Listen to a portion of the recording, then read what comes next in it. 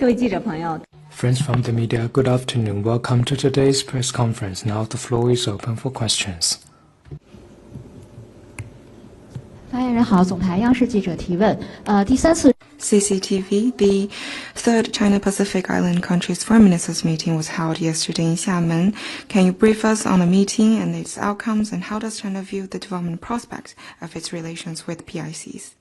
Yesterday, Foreign Minister Wang Yi co-chaired the third China PIC's foreign ministers meeting with President and Foreign Minister of Kiribati.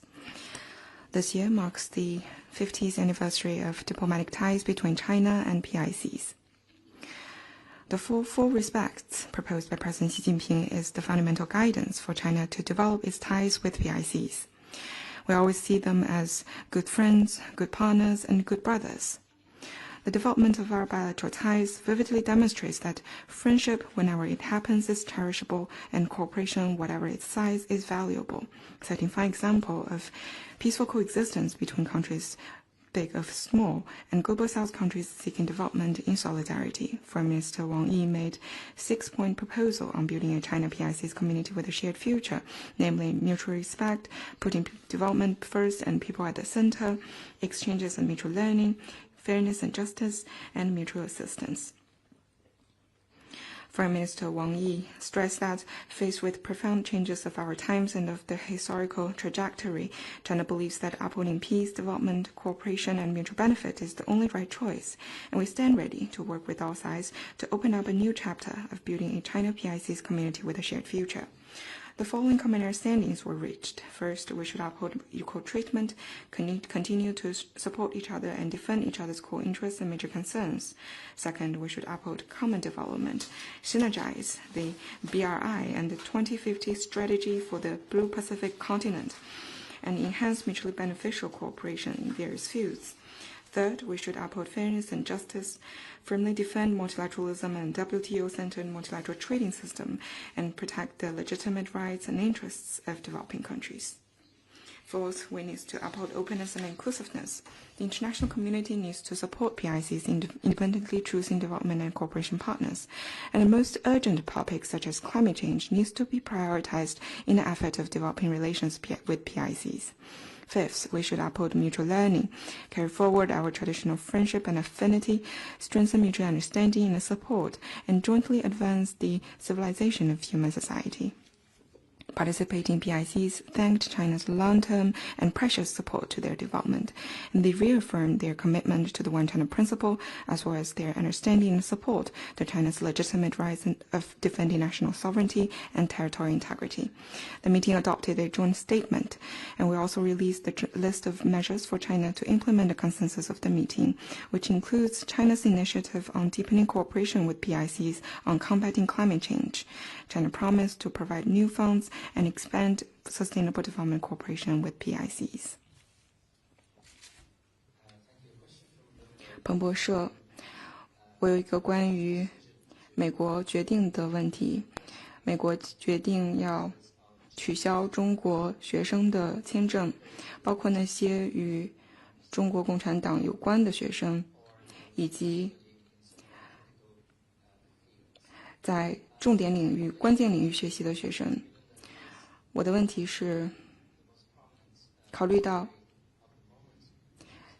现在中美关系处在一个非常重要的时刻，外交部对美方的决定有什么样的评论？中方将会如何做？以及现在中美正在计划进一步的贸易谈判，这是否会影响到这些谈判？ The U.S. unreasonable decision to revoke the visas of Chinese students under the pretext of ideology and national security seriously harms the lawful rights and interests of Chinese students and disrupts people-to-people exchanges between us. China firmly rejects this and has lodged protests with the U.S. side. Such a politicized and discriminatory move lays bare the U.S. lie that it upholds so-called freedom and openness and will only further undermine its image in the world and national reputation.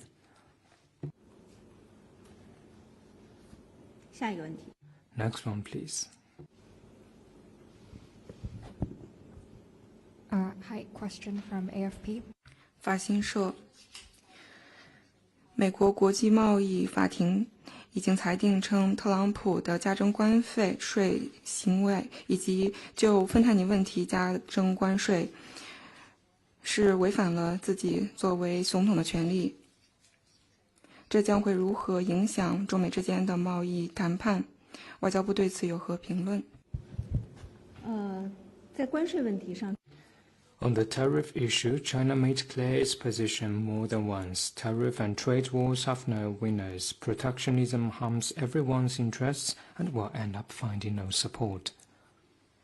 Next one, please.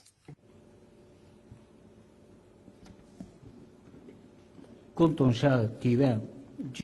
Kyoto News, it's reported that China has removed the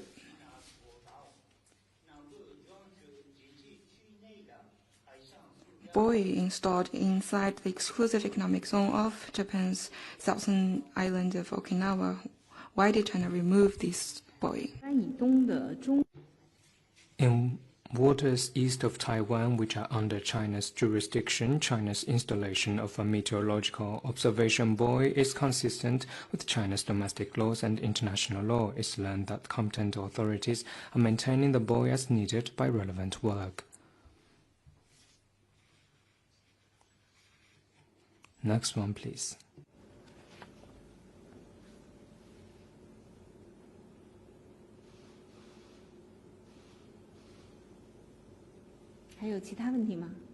Are there any more questions?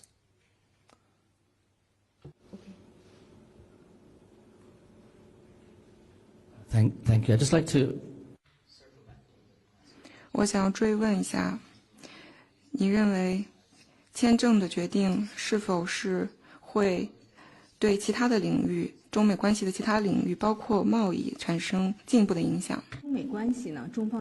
On China-US relations, China's position is consistent. We hope the US will work with China in the same direction and do more constructive things that are conducive to the healthy, stable, and sustainable development of China-US relations.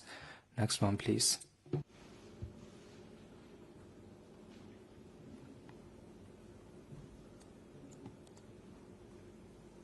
Thank you. Question from a global Brazilian. 巴西环球报。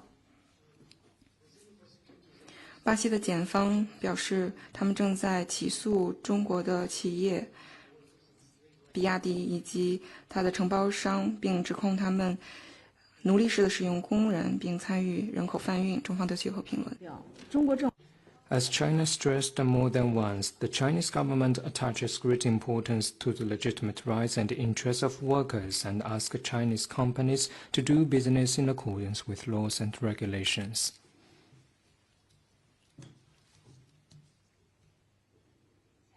Next one, please.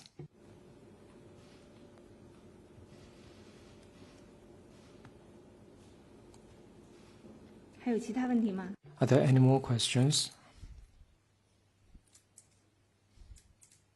If not, then let's call it a day. Thank you.